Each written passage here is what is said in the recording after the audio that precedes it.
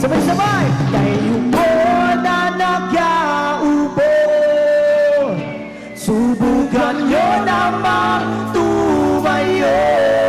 Come on!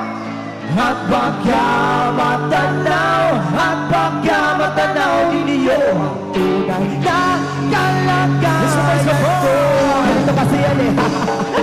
Tao po, andyan po ba kayo sa loob ng malaking bayan, malawak na bakuran, mataas na pader, pinapaligiran, at ang aking na mga mamahali sa sakyan, mga batay na laging bulong na bulong, wala namang kasal pero marami ang nakamaro. Lumakas man ang ulan ay walang butas ang bubong, mga plato kutsara na hindi kilala ang tubog, nakaling na sikot, di nang gatas na nasa kahon, na dahil na hindi pasko, sa mesa ay mayamon, sa siguro manilan, sa bahay na ganyan, sabi pa nila ay dito ko rin matatagpuan ng tao na nagmamayari ng isang upuan, napakay pagkakataon di nag-aagawan, kaya naman di ang pinakakawalan kung makikita ko lang ang siyaya kung sisigawan.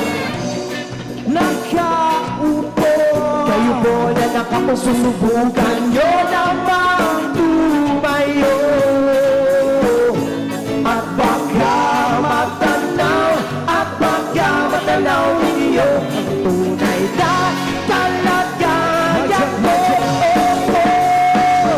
Mawalang galang na po sa taong nakaupo, alam nyo bang patakal ng bigas naming naripuno, titig ng bahay namin na tulad ng pitapigero, sa kabiya sa pag-init at tumutulaw ng gelo na di kayang pilito pang ilagay sa inong pinakulong tubig sa lumang amuring uli-uli, gamit ang pagkata na ay nanod lamang sa estero na nagsisilbing kusina sa bagay aming halo ang aking ina na may kayaman ng isang kaldero na nagagamit na pag ang aking ama ay sumelo, pero kulang na kulang pa rin, kulang na titasin aming ganda besos na mag-amoy pagkakasyakin. Di ko alam ko talaga ang maraming harang, mataas lang ang bako nung nagbubulang-bulangan lamang po kayo, dahil sa dami ng pera nyo walang doktor na makapagpapalinaw ng mata nyo. Kaya sabay-sabay tayong lahat, huwag kang masyadong halata, pato-pato sa langit, ang matamaan ay pagpagalito,